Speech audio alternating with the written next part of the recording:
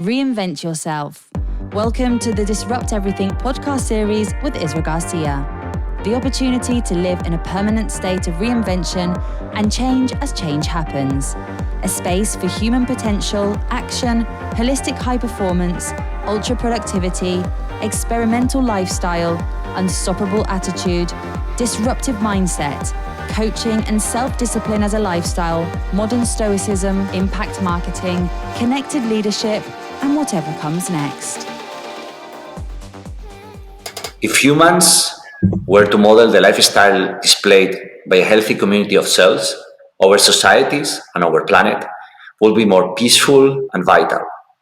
Today, in Disrupt Everything podcast series, we have a very special guest, Dr. Bruce Lipton. Bruce, if I may call you Bruce, please welcome do. to Disrupt. I am so honored to be here with you. I so appreciate the effort you're making to help the world evolve, and especially getting to the Spanish community. A very large world community needs this information just like everywhere else. And I'm so honored that you asked me to speak here because together we have wonderful things to talk about to help people become healthy, happy, and enjoy their lives. Indeed, one of the most important things in life, because this is what we are for, to live and to go through, right? Absolutely. You know, a lot of people, they don't know what the mission is. They came here, and the mission is, if we get down to all the details, people think you die and then you go to heaven. I say, no, you're born into heaven. Because think about the truth. We came here to create. We came here to have life experiences. And this is our opportunity to do so. So we can create heaven on earth or we can create hell on earth. But we're the creators. And if we know that and we know how to do it, maybe we can create better. So this is our next guest, Bruce Lipton, in Disrupt Everything podcast series, a podcast about disruption, reinvention, about changing what matters, about making a ruckus, about people who are disrupting the world in a really, really positive way. It's a podcast about intrepid change makers, for change makers, because we are all change makers and we are all trying to make a ruckus in this society for a better world with the attitude and the right mindset. We can do it, all of us. So welcome to Disrupt Everything podcast series. Welcome, Bruce. And now we go for the intro. Thank you so much. And I also just want to thank our audience, because our audience are people who want to change their life, make a difference, create a better world. And so I call these members who are watching cultural creatives. These are the ones that can create a better world. All of you viewing, you're here because you're looking for better answers. And I think together we're going to offer some better answers. Indeed. Let's do it. Yes. We are the Big Bang, continuously exploding. You're listening to Disrupt Everything podcast series with Isra Garcia. Dr. Bruce H. Lipton. He's PhD, cell biologist, and lecturer. He's an international recognized leader in bridging science and spirit. Perfect intersection. Bruce was on the faculty of the University of Wisconsin School of Medicine, and later he performed groundbreaking stem cells research at the Stanford Medical School. His pioneering research on cloned human stem cells pursued today's revolutionary new field of the so-called epigenetics. He is the best-selling author of The Biology of the Belief and The Honeymoon Effect. He is also the co-author with Steve Maherman of Spontaneous Evolution. Among many other books, if I recall well, 5 more books, which we can say The Wisdom of Your Cells, the Biology of the Belief, 10th Anniversary, Transformers, Shamans of the 21st Century, The Spontaneous Evolution of Experience, which is a different but same edition, and Music for Shift in Consciousness. Bruce received the prestigious Goi Peace Award in Japan in honor of his scientific contribution to world harmony, and he is regarded as one of the leading voices of the new biology in today's world. Bruce, what an Thank honor you. to have you here. I actually am more honored because, as I like to introduce, the people in your community are looking for making a better world, and that's the best motivation. The best thing to do is how can we stop the craziness that we're experiencing and create the garden that used to be here when we first got here. And that's a really interesting. It brings me to an interesting question: is how to create this garden when we are so mentally broken. Well, the problem is this. A long time ago, the indigenous people that were first here, let's say 10,000 years ago, like the Native Americans or the Indians in South America, they knew that they were living in a garden, and their then work was to maintain the garden and keep the garden beautiful. And this was actually the indigenous people. But once the Europeans started to come over from Europe into the New World, they changed the program a bit because the science that we're dealing with, and this is the mission. What is the mission of science? From the 1500s, the mission of the science is to obtain knowledge that can be used to dominate and control nature.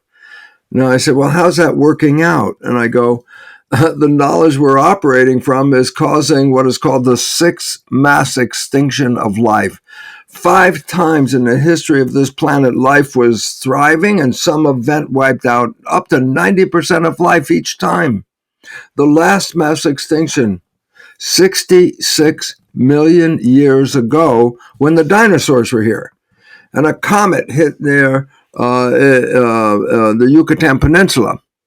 And this comet was so big, it caused the web of life to collapse. All the dinosaurs disappeared. The forests got lost. 75% of all the life on the planet disappeared. But today we're in the 6th mass extinction. And this one is not from natural events like the others were. This is from human behavior, where we think we know how to live in nature, and yet we are destroying nature. The way we do agriculture, the way we pollute the water, we pollute the air. We just don't, we're not living in harmony. And the human behavior is causing this. And the extinction, this extinction meaning we're going to disappear. And I say, well, is that 1,000 years from now? I go, no.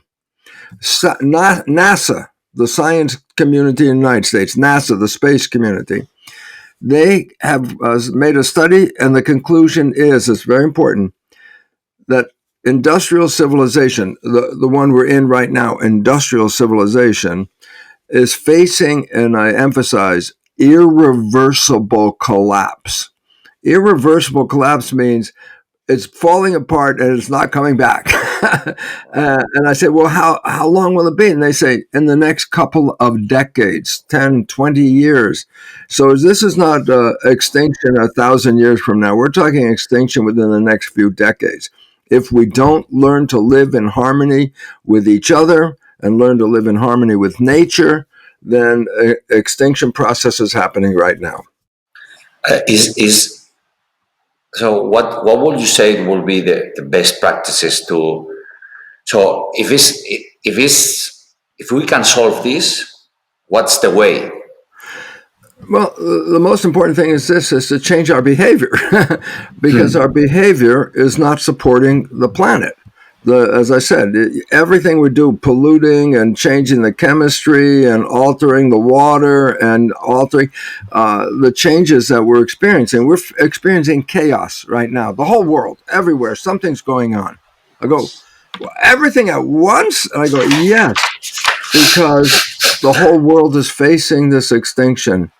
And the craziness is because we cannot live this way any longer, and that it has to break down. because you can't build a better civilization on the foundation of today's civilization, because today's civilization is causing the problem.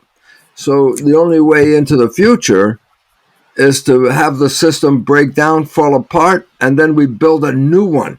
So when people are afraid, they read the news, they see the world is crazy, and they get afraid. I say, no, this is a good sign. Because if it doesn't change, if it doesn't fall apart, then we're facing extinction in the next 20, 30 years. So we don't have a lot of time. We have to change. And breaking the structure is the first part of change, because then it allows us to build a new structure.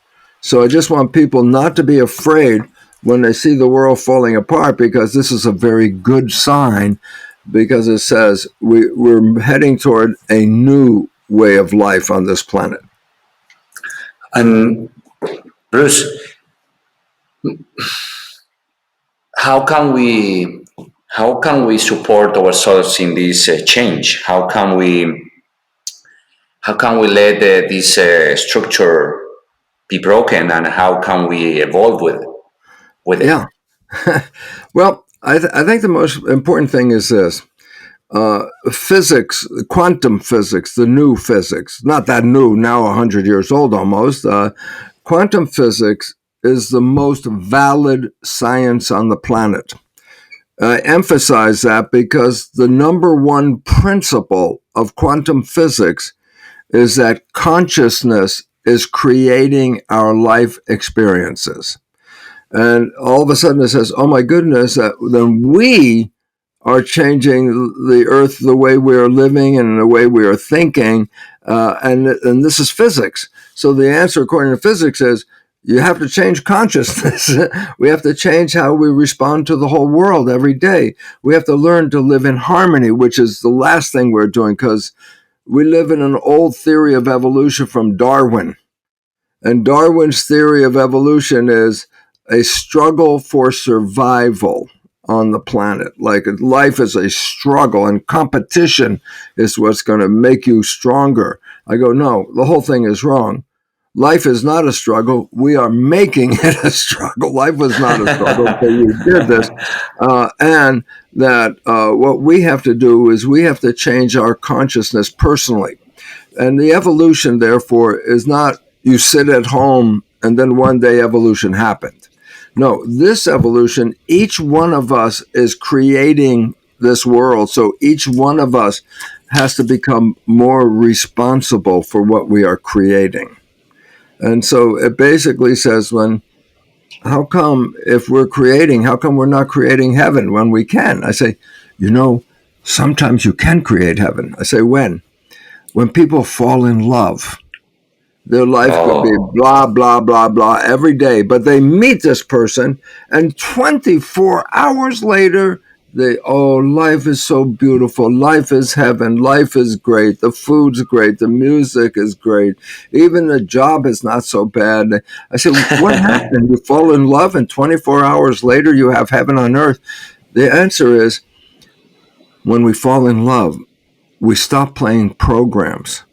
And the programs that we play are been programmed into our life when we were very young, before age 7. And that when we are thinking, then the mind, the creative mind is thinking. That's conscious mind. Okay, that's the one that's creative mind. Conscious mind, right behind your forehead, is a piece of tissue called prefrontal cortex. This is a part of the new part of the brain, but this is where we are as individuals. This is where our spirit comes into our world, through this part right here. The rest of the brain back here is called subconscious. I say subconscious is the same as hard drive in a computer. Subconscious got programs. I go, and these programs are very helpful. I'll give you an example. How long did it take you to walk when you were a child? Around 2, you were learning how to walk. I said, you had to practice, you had to stand up, you learned to learn how to move and everything. I say, but once you learned how to walk, it's now a program. I say, so why is it? I say, you got this program before you were 2. You could be 102 years old and you're still walking. Why? Because once a program is in there, it wants to stay in there. So I say there are good programs, yeah, how, walking, taking care of our health and things like that. But there are bad programs where we get angry or we, get very upset with people and things like that. Or we make violence, and people are not living in harmony and there's pain and all that kind of stuff. So where does this come from? I say, it comes from the programming before age 7. The simple point is this. The brain is a computer. It is, okay? And I say, you buy a brand new computer and you take it home and you push start and the screen boots up. I say, okay, now do something. I say, no, first I have to put a program into the computer. Then I can use the computer. So I say, a child's brain is a computer. It boots up in the last trimester, the last 3 months before you're born. It's ready to go. But it can't use anything until you put a program in that computer, into the brain, into the subconscious hard drive. I say, where you get the program? For the first 7 years of your life, you watch the mother, you watch the father, you watch the brothers and sisters, you watch the community. But in the first 7 years of your life, your brain is like a hypnotherapy. It's in hypnosis, meaning whatever you saw in those first 7 years, you downloaded that. So how if you're a man, generally, how do you behave? I say, what did you download from your father? What behavior did he have because you were downloaded with that? If you're a woman, generally, of course, you follow what the mother's program is. How do you get that? I said, just watch your mother. You download the program. So the programs in our subconscious, they didn't come from us with our wishes, our desires. They came from watching other people and downloading their behavior. So the fundamental behavior program you have in your brain didn't come from you, but it came from observing other people. I said, problem, did they answer what you wanted in life? And I go, if they didn't answer what you wanted in life, their behavior won't get you what you want, because if you play those programs, you're going to get what your parents have. So the very important part here is that for the first 7 years, that's where we get the program. And it's passed from parent to child. We always said, let's say cancer is running in a family. And they say the genes are running in a family. Well, here's a fact of science. There is no gene that causes cancer. Cancer is a result of programming that is not good for you, bad programming. And this is so important because everybody wants to kill the cancer cells. And I say, the cells are not the problem. It's the programming is the problem. And that we could change that programming. You could get rid of the cancer. You don't need chemotherapy or any of that stuff. I highly recommend a book. Highly recommend this book. It's called Dying to Be Me. Dying to Be Me. The author is Anita Moorjani, Moorjani, Moorjani. She had cancer for 4 years, and her life at the very end of 4 years, they had to have machines to help her breathe and to keep everything working because her body's not working. She's on the last day of her life. Why? Because her doctor, the oncologist, said she's going into a coma. When a cancer patient, after that long period, goes into a coma, that's sort of the end is coming right now. So the doctor called the family and said, Anita's in a coma. She's going to die. So they show up, and she was in a coma for 30 hours, I think. She had an experience outside.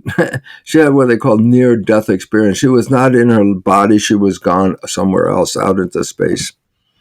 She had issues with her father that she thought she ruined the love between them because she was an Indian woman who was going to do an arranged marriage, and she didn't want to do it. So the day or two before the marriage, she left, and that embarrassed the family and embarrassed the father. And from that feeling of separating herself from her family and her father, the feeling she got from that caused the cancer. When she was out of body, she met the spirit of her father, and her father said, what happens on earth stays on earth. It doesn't follow you back up to the source. So he said, no, I love you. I always love you. They resolved the problem. She came back into her body. And the moment she came out of the coma, her body was working. They took the machines off. Immediately, her body started working again. She was so thin that the lumps of cancer were all around her neck and around her groin. Lumps, you could see them, touch them. They were growing out. Like she was skinny and the lumps of cancer were big. They all disappeared. Within 3 weeks, she had no cancer. And I said, look, this woman went to the last day of her life and then changed her mind, changed her consciousness, and the cancer went away just in the last day of life. So it says, well, how long can you go? And I say, well, Anita Murjani shows you can go to the last day and still change it and come back and be healthy. She's a very healthy person. So the programs that she was experiencing were taking her out of harmony. Now, a lot of people say there are cancer genes. I'm going to give a fact of science. There's not one gene that causes cancer. I mean, what I'm saying is, you have this gene, then you're going to get cancer. I say there's no gene that's true. The women are most afraid of a gene called the breast cancer gene because so many women have it, and that's where the breast cancer. They say the gene causes the breast cancer. I go, really? And I say, no, the gene does not cause the breast cancer. The lifestyle caused the breast cancer. And this is a new science. It says that the genes do not control themselves. Our consciousness, our mind, is what controls the genes. The old story that the gene is like a program and your life is programmed when the fertilization, the egg and the sperm, and they say, now you got the genes, now your life is a program, you're going to get cancer, diabetes, whatever in the family. And I go, this is false. The genes don't cause this. Matter of fact, 50% of the women that have the breast cancer gene never get cancer. I say there's an important point, and that point is having the breast cancer gene doesn't mean you get breast cancer. Having the breast cancer gene but not living in harmony, well, that will cause the cancer. So was it the gene? I say no, it was the not living in harmony that caused the cancer. And this is how, for example, Anita Murjani was living in that fear of separation from her family and her love from her father and all that.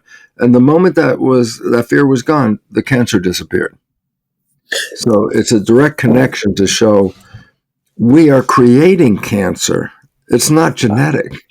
And they say, but it runs in the family. And I go, because behavior is passed from parent to child in that first 7 years. I said the behavior of the mother, the behavior of the father is programmed by that child for 7 years.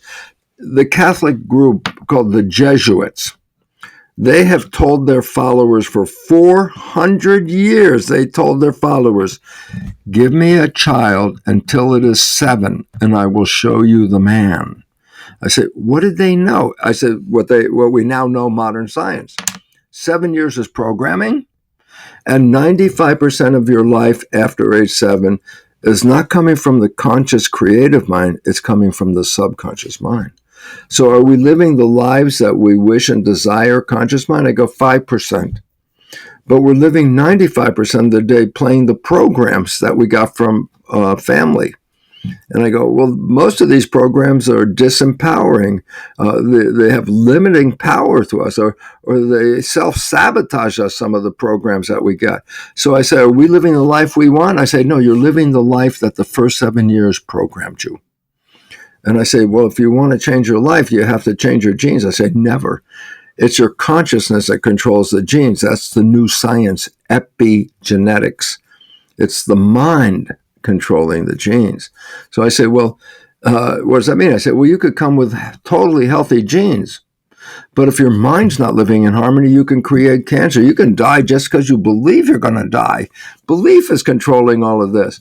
So I say, oh, so we've been blaming it on the genes. I say, no, it's the consciousness that controls the genes. That's the new science. And this is giving people power. For what reason? The old story, genes control you, you're a victim. The genes came from my mother, my father. I didn't pick them. I can't change them. The genes turn on and off by themselves. That's the belief. And that means, the belief is, I was teaching a long time ago, called genetic determinism. This is the belief that genes determine the character of your life. You didn't pick them. You can't change them. They turn on and off by themselves. That teaches a person that they're a victim. If you believe that, you say, my life is not under my control.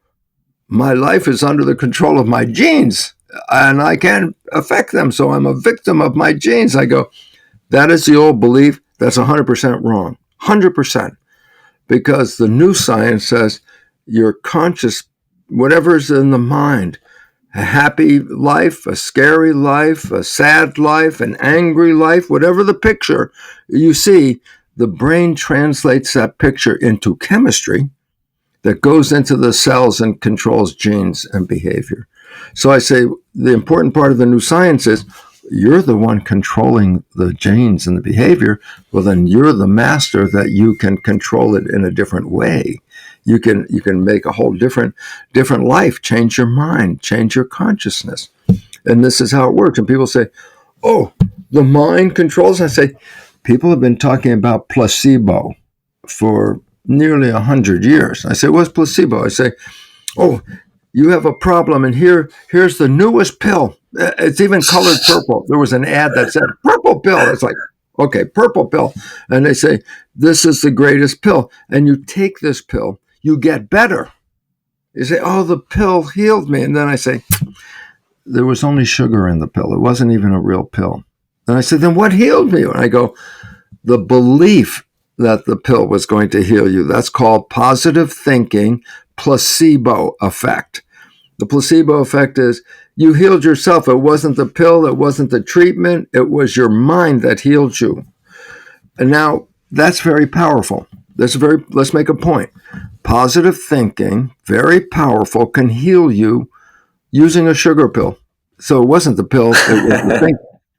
But now the most important part that people did not get, and this, I'd like to emphasize this part, and this part is negative thinking is also powerful. It's the same as positive thinking, powerful. Well, I can create a beautiful life with positive thinking. I can actually cause cancer and kill myself with negative thinking. I don't need any gene for that. It just has to be in my conscious mind. So thinking is powerful. Now that says, well, thinking positive moves you toward health. Thinking negative moves you toward disease and death. And all of a sudden it's like, stop looking at the genes. It has nothing to do with it. It all has to do, what are your thoughts? Are you a happy person or are you afraid?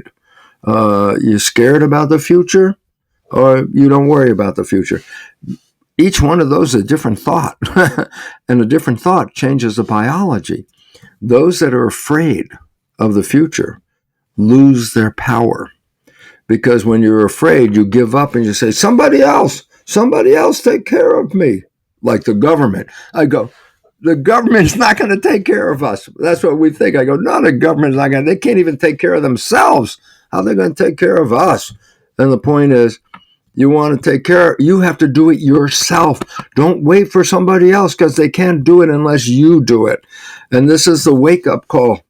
Right now, the world's falling apart. I go, reason? Because the way we've been living is causing extinction process. Resolution, how do we get out? I say, change the way you're thinking. That's it. Okay, and stop being in the negative, because whatever you're thinking about negative, you're going to create negative. Our thoughts are creating our life. And then I say, so what are your thoughts? And if you think about it, science tells us 60% or more than half of your thoughts are negative. They're disempowering. They're causing the issues we have. Negative thinking. And I go, well, you're the one that makes the thoughts. If you change your thinking, then you can change your life. And I go, this is what Anita Murjani did. She got out of body, saw what was going on, said, my thinking was, I was living in fear. I was afraid and all this. She says, I don't need to do that anymore. And she came back with no negative thinking, and the cancer went away immediately. Bruce, this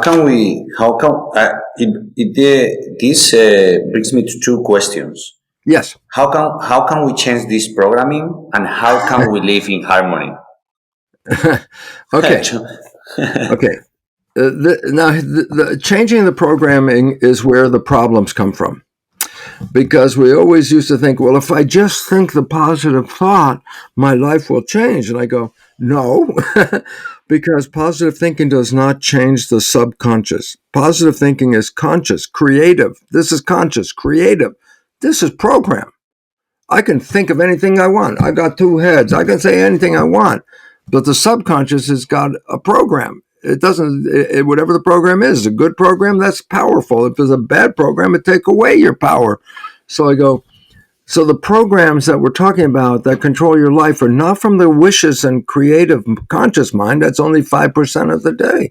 95% of the day, your life is the program that you downloaded before age 7. And this, I said, where'd you get them? I said, from parents and community. And I go, again, their behavior doesn't support what you want. You want something different. Their behavior is supporting what they're doing. And if you download their behavior, then you're not exercising what you want. You're just going to replay their behavior. That's how children come out and are almost like the parents when they grow up, because they learn the behavior as kids from observing the parents. And then 95% of their life comes from that programming. You know, as I said, the Jesuits, give me the child until 7, I will show you the man. What they knew was 7 years was the program went in, and the rest of your life, 95% comes from that program. So if you have a good program, then great. 95% of the life, you're going to create good things. But if you have a negative program, a program that doesn't support you, then 95% of your life, you're going to sabotage your own life. And then we blame it on other people. I go, why? You ready? And this is the hard part. The conscious mind is creative. This is very important. This is what makes humans different than all the other animals. We have imagination. If you have imagination, then you can create. If I have imagination, I want to go to the moon. Guess what? We can create a rocket ship and go to the moon. Okay? So imagination is really our creative part. But we only use that conscious mind 5% of the day. I say, how come only 5%? I go, because the conscious mind, idea. Think of the body as a car, and my hands are on the steering wheel. I say, where am I going? I say, when the conscious mind is driving, it's wishes and desires. I'm going toward happiness and health and love and joy when my conscious mind is working. But this is it, the whole problem, right? 95% of the day, the conscious mind is thinking. I said, so what? I go, well, if you're driving the car, you have to look out the window to see where you're going so you can go to where you want to go. But if you're thinking, and this is the problem, thinking is inside. It's inside. I said, when I'm having a thought, I'm not looking out the window. I'm having a thought. I'm looking inside. I said, well, if you're driving a car and you stop looking out the window and now you're looking inside, I said, then who's going to drive the car? Because you're driving the car. I say, and this is it.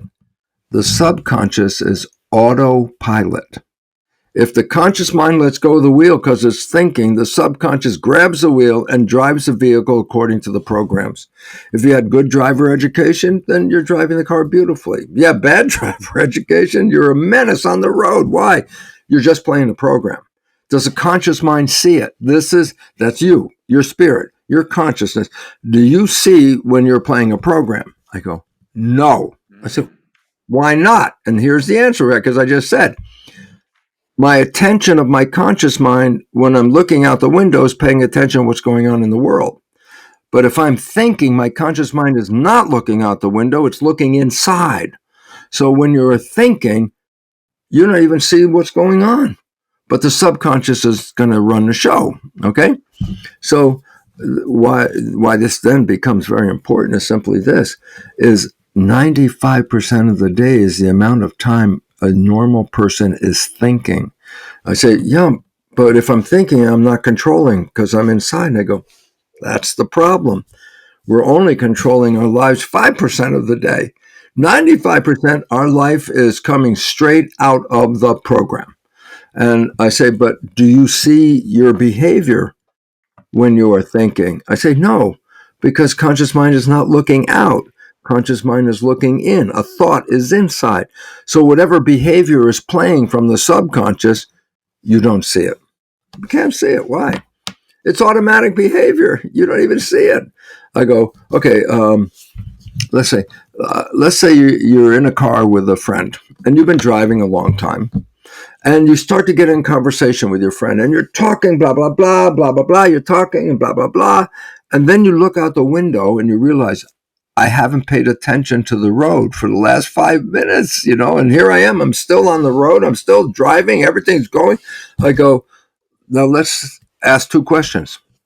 What was your conversation about between you and the passenger? Oh, we talked about this and this and this and this. And then I say, second question, what was on the road when you were having the conversation? The answer is, I don't even know. Why? You did not pay attention to what was on the road. The subconscious was driving. So you didn't even see what was on the road. And I go, this is true for this fact. When you were thinking, the subconscious programs you downloaded before age 7 take over the control. But whatever behavior is coming out, you don't see it. And I say, why? Because the reason the automatic is playing is because the conscious mind's not looking. It's busy inside. So you never see your own behavior. I use a story, 40 years, same story, so I'll tell it again. You have a friend. You know your friend's behavior very, very well.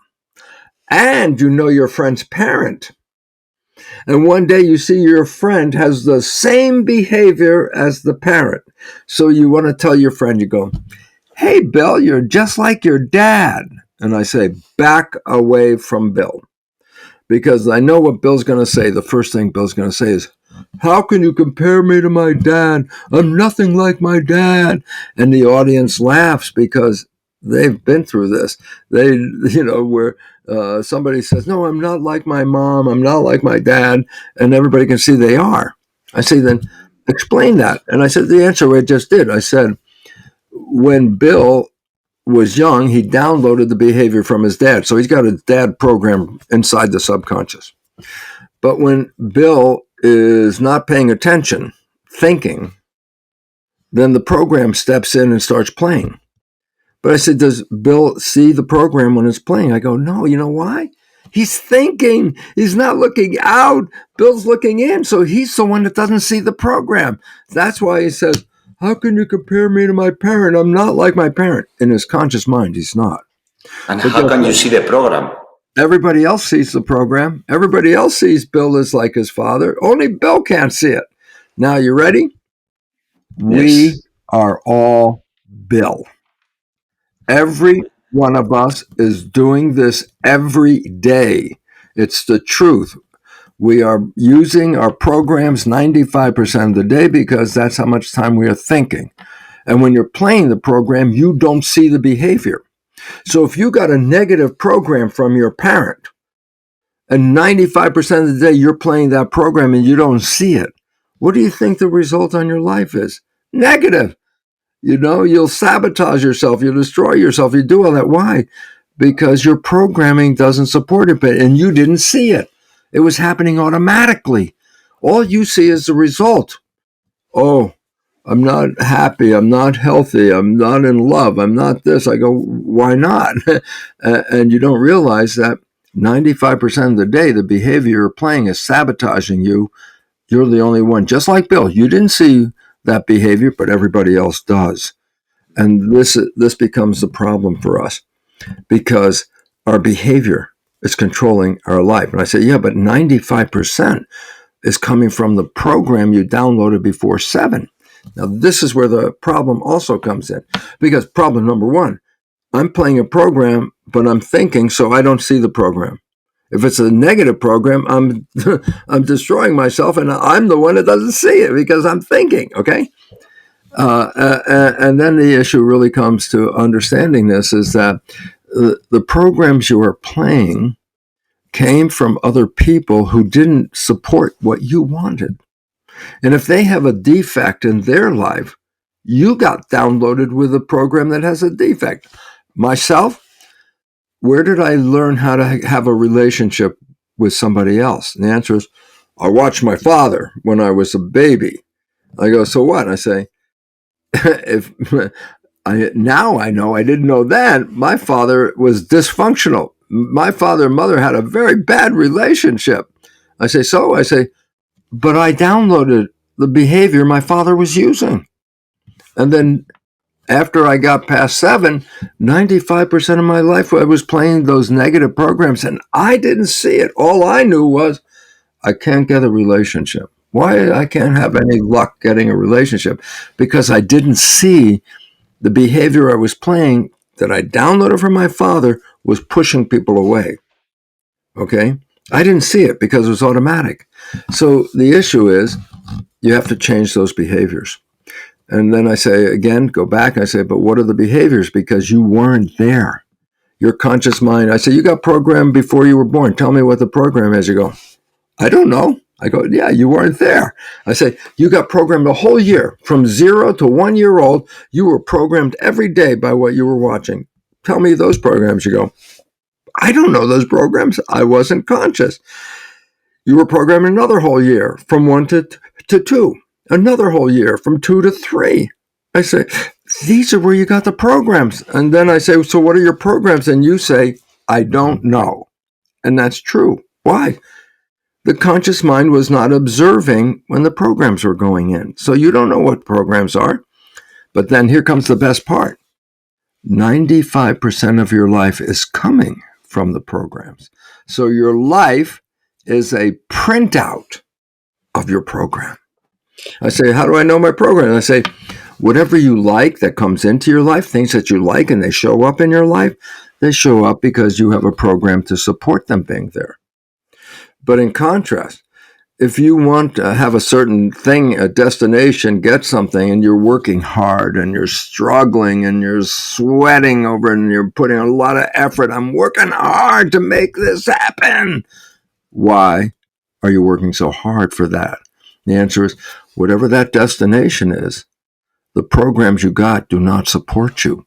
And you're trying to override those programs. I go, doesn't work very well at all. Overriding 95% of the time on a computer subconscious. It's 1,000,000 times more powerful a computer than conscious. That only worked 5%. You do the math. 95% with 1,000,000 times more powerful computer overrides forever 5% from a small computer. And so the issue is you don't change your consciousness, you have to change your program. And then I say, what are your programs? We just said, look at your life. Wherever you are struggling, it's not because the universe won't give it to you. It's because your own program does not support that. And that's how you can identify your programs. And once you have identified your programs, how can you change or what do you do with them? That always comes up because that's the most important question after you understand how it works. The most important question is, well, how do I change the program? And I go, this is the critical part. The conscious mind is creative, which means it can think of anything. The subconscious mind is programmed. It's got habits. I go, so what? And I say, habits, when you have them, it's a habit. You do not want to change a habit, which is important. You learned how to walk before you were 2. I'm glad you don't change your habit because you'll forget how to walk. I say, nope, same program you learned before 2 can carry you 100 years, same program, okay? Habits do not want to change because if a habit changes, then by definition, it's not a habit. So the subconscious mind is habit mind. I say, yeah, but how do I change it? I say, there's 3 ways only that you can control this. Number 1, how'd you get the habits in the first place? I say, for 7 years, my brain was at a low vibration called theta, which is just below consciousness. And theta is the direct hypnosis line to the subconscious. So when you're in theta, whatever you're experiencing at that point can be downloaded straight into the subconscious. I say, well, how do you get the theta? I say, interesting. Every day when you're up at work, you got a high vibration in the brain. That's, again, with the wires on your head, EEG. The high vibration is called beta. That's like schoolroom studying, focused consciousness. When you come home and relax, the vibration goes lower. Now it goes into what is called alpha. Alpha is calm, relaxed consciousness. But when you get really calm and you're really relaxed, guess what? Alpha shuts off. You're sleeping. When alpha is off, you are sleeping. But for the next period of time, right after you fell asleep, the brain is operating in theta, and then it goes to the lowest vibration, deep sleep, delta. So theta is a period when your mind goes to sleep. It's open for a little while, and theta is hypnosis. So if you put earphones on and you play a program at night when you go to bed, every night you go to bed, just before you fall asleep, you put the earphones on, you play a program about health, a program how to make money, a program how to be, relationships, self-help program, okay? At night, you put the earphones on when you go to bed. And as soon as you fall asleep, you're not awake anymore. Alpha, close, you're in theta, record. Whatever's coming in through the earphones is not going into the conscious mind. It's going deeper into the subconscious. It's called self-hypnosis. You put the earphones on, you repeat that. Because theta is not a long period after you fall asleep, but if you repeat it every night, you'll get information into the subconscious. So number one, self-hypnosis, earphones out at night, play a program that you want to be true, okay? And then it will automatically happen. This is very interesting. I heard your some interviews, and when I was doing the research about you, I heard about this, and I started doing this for 90 days. And how did I change? Like small things that always were negative to me, they changed. Like also mainly with abundance, mainly with love. Like suddenly, like a lot of opportunities to approach love in multitude of ways. Incredible. Yeah, absolutely. This is a demonstration that, and it's fun. Why? You were sleeping. You didn't even have to do any work. You just had to go to sleep, and the work would be automatic. So when you wake up after playing this at night, the subconscious will have a new program, and one day you wake up and you're living the new program without even playing the tapes anymore. Once it's in, okay? So number one is hypnosis, self-hypnosis, okay? But after age 7, the brain is not in hypnosis. And now consciousness is working. I said, but you can still learn a program. You can learn a habit. And I say, how? Practice, repetition. You want to drive a car? Well, I'm not getting in the car until you practice. Why? Because it's the practice that makes the program strong. And so the second phase of programming is after age 7, anything you practice a lot can become a new program. And so you want to practice a new behavior, you can make a new behavior. You got to practice it. I think it's funny, the new age people have a saying. The saying is, fake it till you make it. And what they're saying is, let's say I'm not a happy person. I want to be happy. So I say then all day long, I say to myself, all day long, anytime I can remember, I say to myself, I am happy. I am happy. Even if you're miserable, just repeating, I am happy. Because repetition will create a program that will say, I am happy. And one day you'll wake up. You don't have to say, I'm happy. You woke up because now the program is working. Now you're happy. That's it. You changed the program. So repetition, practice can rewrite the program. Okay? A very interesting point. Actors, when they take on a character for, let's say, a movie role, some of the really good actors take on the character so much in their mind that whatever the traits of that character, the behavior, they read about it. This is the character. I want to become this character. So the actor puts into their mind the belief and everything about the character. And next, guess what? Then they become the character. It changes their biology, everything. Renee Zellweger, she starred in a couple movies, Bridget Jones' Diary or the Diary of Bridget Jones or something. That character, Bridget Jones, was 40 pounds heavier than Renee Zellweger. Guess what? When she put that character and played that character and became that character, she gained 40 pounds. And guess what? When she finished making the movie, character is gone. She's back to Renee. She lost 40 pounds. The point was, when you take on a character, you become that character. Okay? Actors that are good become that character so much that their biology changes, their body changes, their consciousness changes because they take on a new role. You want to be somebody different, then make a character and become that character. Practice it like you're going to be in a movie. You design the character you want. And then I say, practice like you're really in the movie. And the point is then that character will then become a program. And you can have a new program by taking on a new character. Simple as that. Okay. So we have two ways now.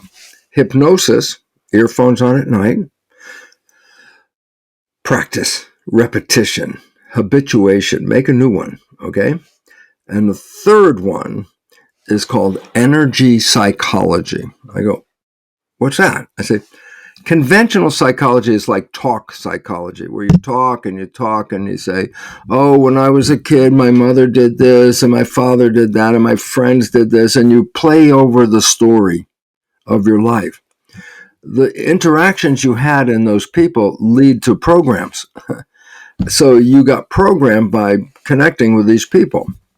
Now, the problem with conventional psychology is you replay the program. Oh, yeah, she did that. He did that. You cry. You got a box of tissues. You cry. I say, you're playing the same program over again.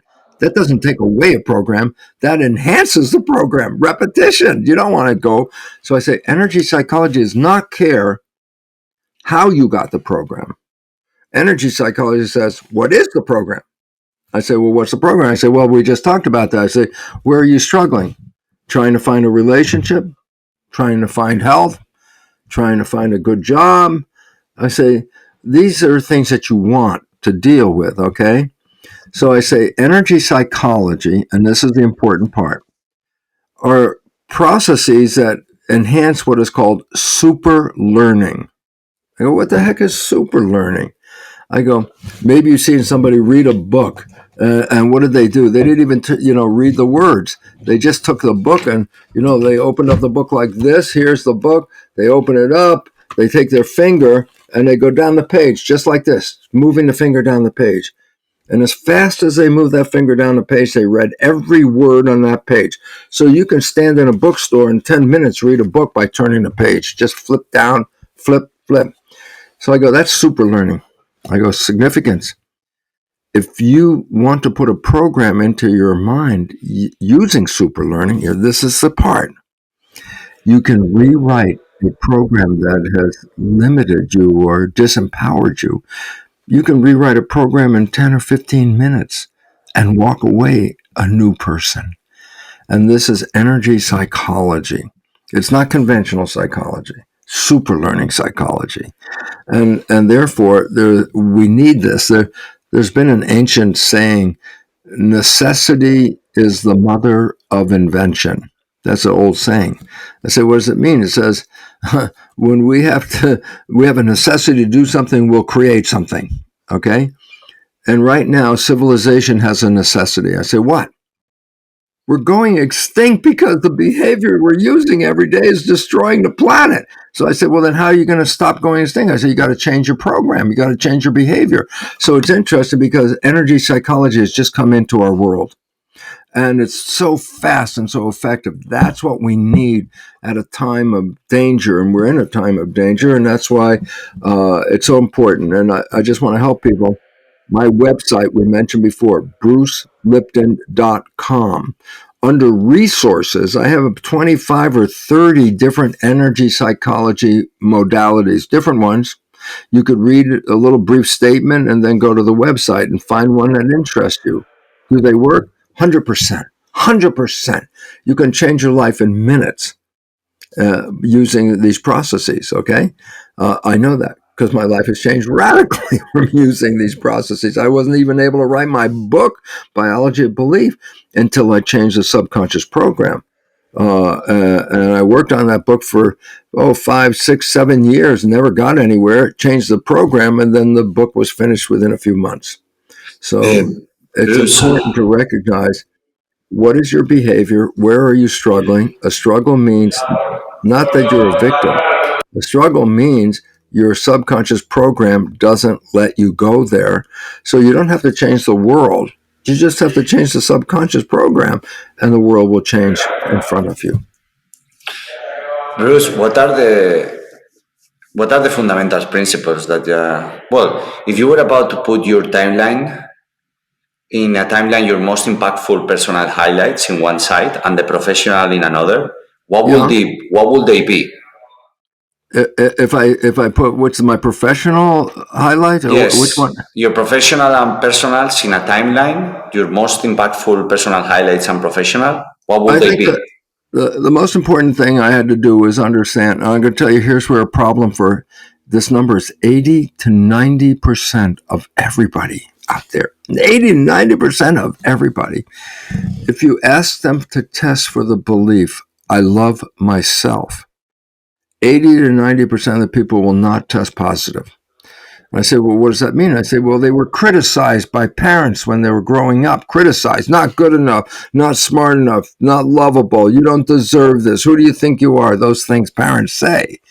I say, the child under 7 just records them without thinking. What do they record? I do not deserve. I am not lovable. I am not worthy. That's what the parent said. That the child copied it. I go, but then 95% of your life is coming from that program. So that's why 80 to 90% of the people can't love themselves, because their program is critical of them. So they sabotage themselves until you change that programming. And this is why it's necessary for us to change the program, because until we do, we're just going to create the program as a way of life, because it's coming from the program habit subconscious mind. And I think the most important thing we need to correct for almost everybody, 80 to 90%, almost everybody, is you need to have the belief, I love myself, for a very simple reason. If you can't love yourself, this logic now, very logic. If you can't love yourself and somebody else says they love you, you have to say, oh, well, you have no quality control. I know I'm not lovable. How can you say you love me? And so you will push people away. You will push them away, because if you don't love yourself, no one will be allowed to love you. And this is why 50% of marriages and divorce, because people don't know how to even love themselves. So when they get married, they never experience true love, because they can't love themselves. And that's the first thing I would put on the list of what can I fix in my life? I go, first check, I bet you 9 out of every 10 people, 8 or 9 out of every 10 people will not have a positive response for I love myself. And this is the most important thing in the whole world, because if you can't love yourself, you're never going to experience love. And that is such a waste of a life on this planet, because love is the highest form of life on this planet. And Bruce, what limiting beliefs did you use and did you used to have, and how have they changed? And how have you tapped into your subconscious mind to reprogram it? Which system did I use to change a belief? Yes, and also what limiting beliefs did you used to have before, and how have they limiting changed? belief number one is I didn't love myself. So the first thing is this: why was I struggling all my life to find a relationship when I didn't see my own program, unconscious, was sabotaging love? Because if I don't love myself, then nobody can love me. I had to fix that first.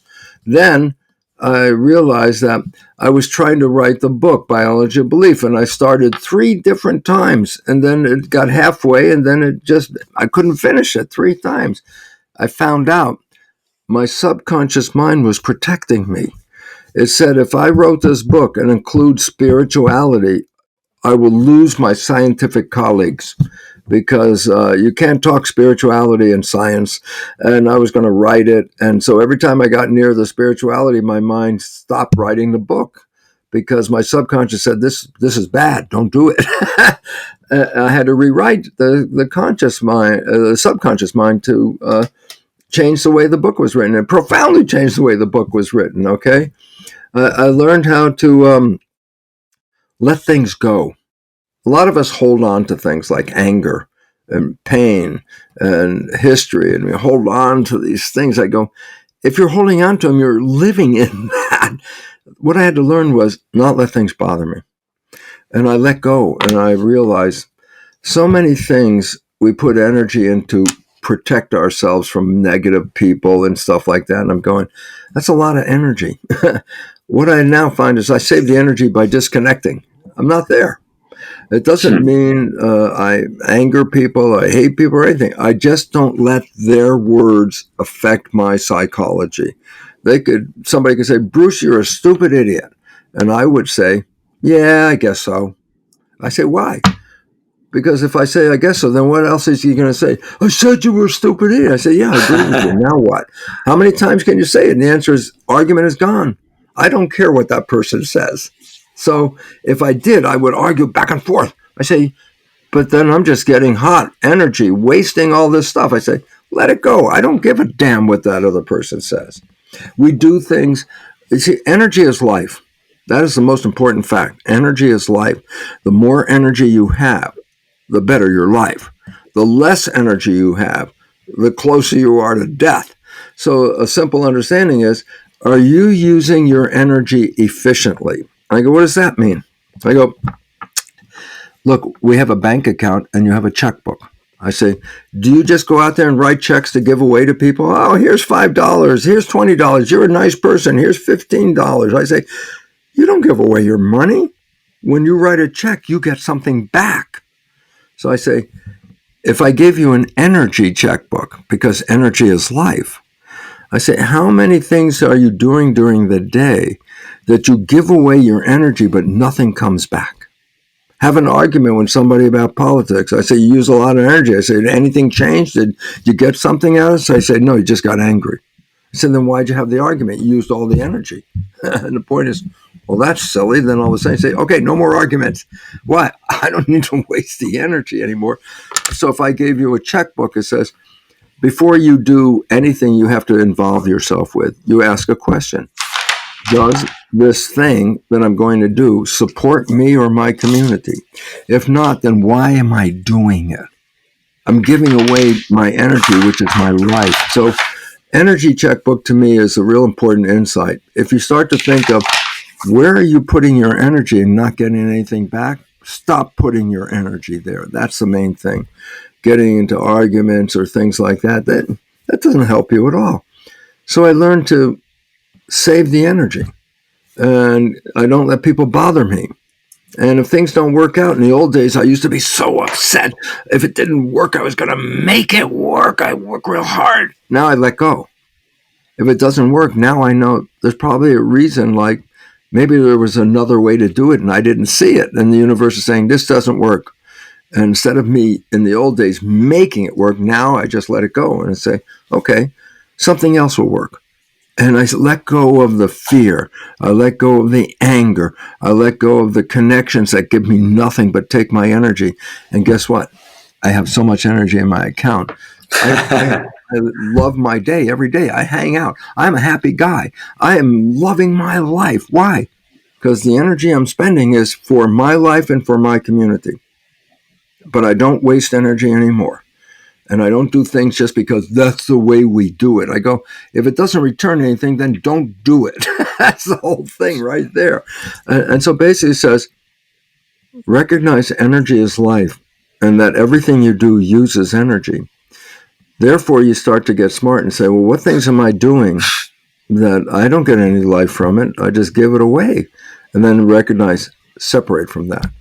Being angry at somebody, it uses your energy. Hot. Anger is heat. I get angry. In physics, the definition of heat, wasted energy. When you heat up and you're angry, wasted energy, man. You could have used that energy to have a good time. But no, you're angry and you're going to get hot. And I said, well, that's energy that's not useful now. So there's a bottom line. It says, you're managing your life. Manage your energy. Pay attention.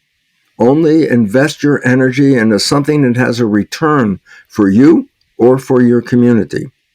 But do not use energy if you get nothing back out of it because, well, that's the way we always do it. And I said, then stop doing it. As simple as that. Because the more energy you have, the better your life is going to be. Bruce, is there any auto-hypnosis hack that you are using that we can learn? Any, what am I using there? Auto-hypnosis hack that you are using that we can learn from? Uh-oh.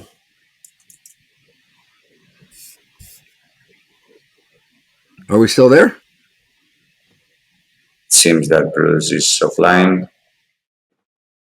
I think we'll come back in a sec.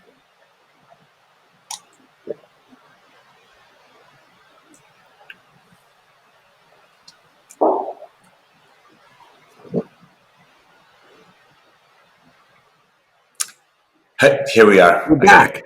Okay. We're back. I waited. I figured you might come back. Okay. I was saying that if is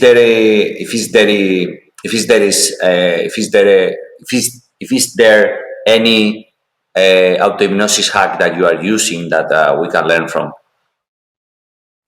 You mean any technology or something I'm using? No, auto-hypnosis hack. Hypnosis? Yes, any hack or practice or... No, I just used to listen to the programs that you could get on a CD or on a stick or download, and just let those programs play. Pick the one you want. You want more relationships? I got a lot of program how to make relationship. Just pick these and put them on. I said, and at night when you put them on, remember it works best the moment you fall asleep. The moment you fall asleep, that's when you're reprogramming. So I love it because I say, well, how much work does it take? I say, the most important work in changing is go to sleep, and then the change will happen. So that's why I enjoy the self-hypnosis program with the headphones. That was the first one I ever did to change my belief. I got a tape, at that time tape, from Louise Hay. And I played that every night. And after a couple of weeks, I realized my life had already changed because by hearing it every night, I reprogrammed a belief. And I said, what did I do? I said, I fell asleep. I said, well, that's the easiest way in the world to learn, fall asleep. Bruce, what's your daily routine? I wake up. That's first. And, I'm an old guy, well, that's age, not from inside my life. I'm like 78 almost right now. And I go, so what? I wake up every day and go, I'm still here. And I say, so what? I say, today's another day I can have heaven on earth. Every day is an opportunity for me to enjoy this life. It was funny, when I never believed in spirituality for 40 years or more in my life. I was a science guy. But when I studied the cells, I recognized that no two people are the same. And I mean that biology-wise. I mean, if you take your cells and put it into my body, my immune system will say not self and eliminate your cells. If I put my cells into your body, your immune system will say not self and eliminate the cells. So guess what? The cells have identity because that's how the immune system knows who they are. So I say, where's the identity that makes us different from each other? On the surface of our cells, on the surface of the cell, there are these what are called receptors. Receptors are proteins. They're receivers of signals. I say, you have receptors. Guess where? They're on your skin. Eyes, ears, nose, taste, touch, pain, temperature. All of these are receptors on your skin reading the environment. The cells have a set of receptors they're just proteins, like antennas, like TV antennas. No two people have this, what are called self-receptors, the same set. I said, what is self-receptor? I say, a group of antennas on my cell that respond to signal in the field that come through the antennas, just like a television picture comes in. I go, so what? And I say, no two people have the same set of receptors. I go, what does that mean? I say, no two people are reading the same energy. Each one of us is reading our own unique energy that comes through those antennas. I go, so what does it represent? I go, well, it's an energy field in quantum physics. We're reading, my cells read a different energy field than your cells do because you have a different set of receptors. So we're not receiving the same signals, okay? And they're called self-receptors. Yep. And the significance is this. Analogy. Here's a story. Simple. Imagine this is a television set. And the broadcast coming in here is Bruce. So this television set is Bruce talking to you from my program, okay? When I die, no more signals are coming in. Body doesn't even move. It's dead, cadaver, okay? But when you're alive, the signals are being picked up. And I say, oh, well, then look, if this is like a television, I'm playing the Bruce show right now. And then when you're watching a TV and the TV breaks, we say, TV is dead. I go, yeah, it's dead. It's not working anymore. But I asked this question, the TV died, but is the broadcast still going? The answer is, yeah. Get another TV, put it to the same tuning, and it's back online again. I go, what I learned is our identity is not this. Our identity is the broadcast that's being picked up, a field or a spirit, same definition. I say, so that we're spiritual, we're receiving spiritual signals playing through this biology. If the biology dies, the spirit is still there, and another embryo with the same antennas shows up, you're back again, different TV. Does it make a difference if it's male or female? I said, no, that's the TV set. Does it make a difference if the TV is black, brown, white, yellow, red? I go, no, that's the TV set. You're not the That's TV, brilliant. you're the broadcast. So I started to learn the spirituality part. And here came the big wake-up call when I first oh my God, I'm not in here. I'm a broadcast. And I asked myself a question. I asked a simple question of myself, science. If I'm a spirit and a body, why do I need the body? Why not just be a spirit? And this answer came through my 50 trillion cells. I asked, why not just be a spirit? Why have a body? And the cells created an answer that came into my head. My own cells talked to me and they said, Bruce, if you're just a spirit, what does chocolate taste like? That's a very deep answer. And you got to think about it. Because when I said, oh my God, this is a device that sees, hears, smells, tastes. This is a mechanism to convert our experiences into vibrational energies. Remember I said magnetoencephalograph. I'm receiving a broadcast from self, but I'm also sending back a broadcast, my life experience. And I say, if I come and have a very bad life and my experience is not any good, I distort my spirit. So I come back again. I say, what? Now what I do? Karma. I try to overcome the past one to make it better again, to bring back the power. And the point of karma is this. We are broadcast. Our life experiences in the past have altered who we are. So every time we come in, we're not exactly the same as we were when we came in before. However, if you understand this, then you can adjust that broadcast right now, clear out all the karma, live in perfect harmony, live in love, live in supporting each other on the planet, live in supporting the planet. I say, why? That is harmony. And if you're broadcasting harmony back to self, then the spirit gets harmony, karma. It gets harmony. And then our life is totally different.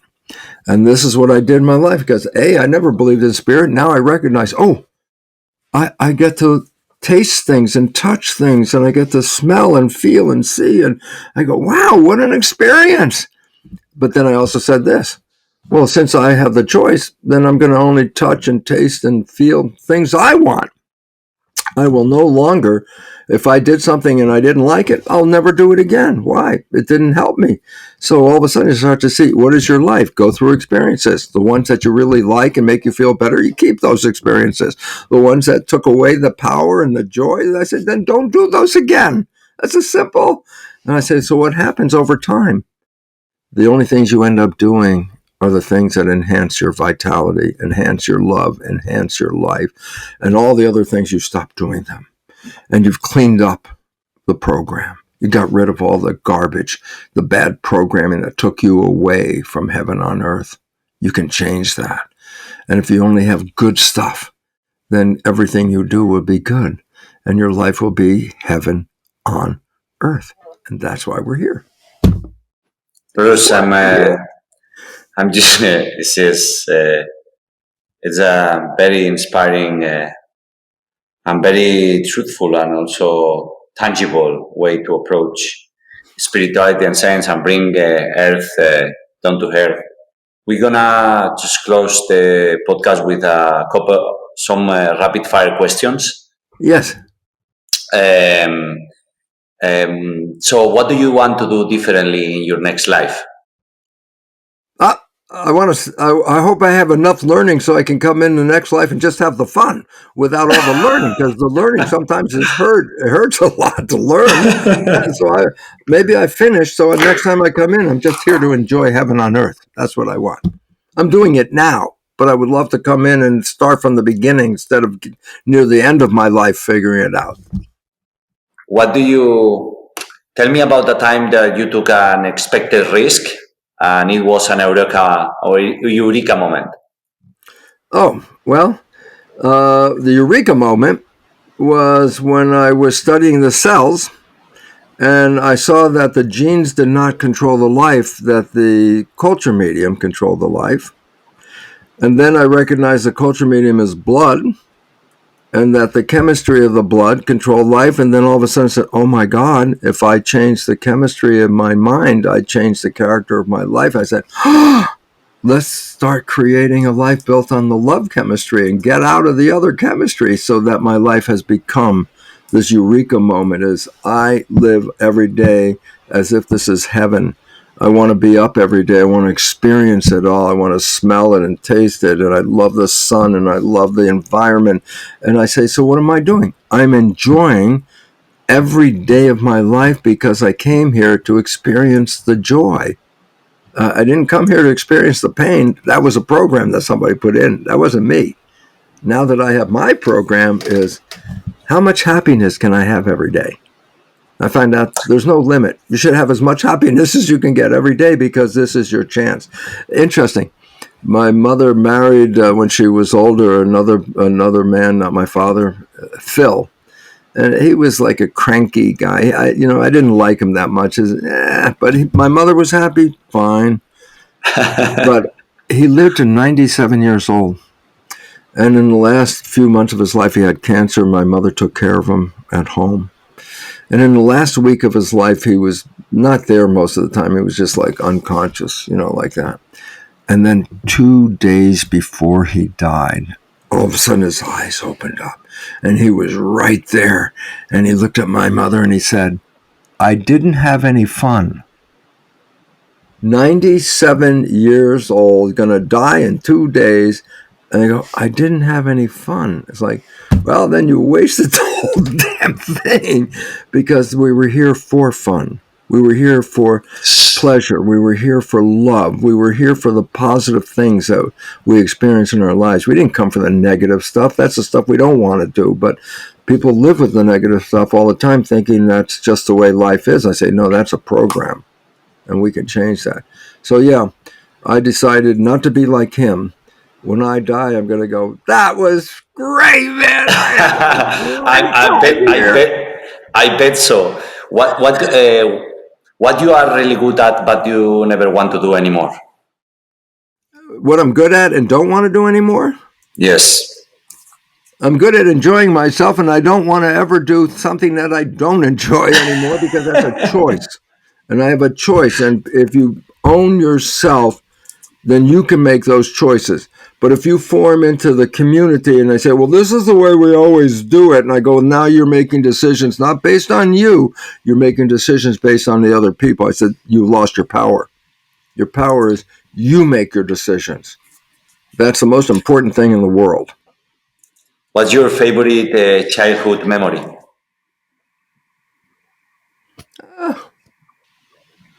I think the first one, because it changed my whole life, the first time I looked into a microscope in what's called second grade in school, and I saw living things, amoeba, a thing called paramecium, same, people see all these, and I go, and I saw this other world. I said, oh my God, there's a miniature world that you can't even see. There's a whole world. Well, for a kid, that opened up fantasies. Like, oh my God, there's this whole other world. Cells are like little people. They have their own world going on down there. And it was a joy, but that's what got my interest in cells for my whole life. That's why I ended up in college and graduate school being a cell biologist. That one experience, just watching those cells under the microscope go, an invisible world. If you could say one thing to God, whatever it is, what would you say? Honestly, right now, Yes. which is different than earlier, I would say, thank you very much for this opportunity to experience the planet without all the pain, to experience the planet in joy, and sharing love and sharing community and being part of a beautiful world, a beautiful environment. I'd have to say thank you, because this was not true for most of my life. I was just busy doing like we all do. Got work? Yeah, keep working. I go, yeah, but you missed how beautiful the world was. You have to stop. They say, stop and smell the roses. The roses could be there and you walk by them every day you go to work, but there's a time, why don't you stop and smell those roses? They're really beautiful. And the point about it is, we generally don't spend a lot of time enjoying the beautiful world that we have. And when you start to take the power back over your life, then you could have the beautiful world every day of your life. And that's what I'm living. What is one thing that every person should do? The first thing I think every person should do is make sure that they love themselves. And this is really critical, because if you don't love yourself, you're giving away your life, and that's not even for you anymore, because you don't even see any reason for loving your life. Why would you be doing this kind of stuff? If you love yourself, then you're going to create behaviors that give you happiness and joy and health and harmony. If you don't love yourself, you'll destroy yourself, because you have no value for yourself. And loving yourself is the value you have for your life. If you were on a plane that is about to crash, Yeah. who would you want to see? Who would you want sitting next to you? I would be connecting with my partner, Margaret, who is my love of my life, and the woman who I learned how to reprogram and get rid of the anxiety and all that stuff. And I would just spend the time saying how much I love her and how much I love my life because I love her. And then say, okay, get ready for the next one, because this one's ending. What an attitude, Bruce. What a spirit. What a mindset. So, last one. If you were about to launch a final message that is broadcasted through this TV that we were talking about to every person in the world, this one single message that changed your programming, Yeah. what would be this message? The message is, realize this important fact. This is heaven. This is where we came to create.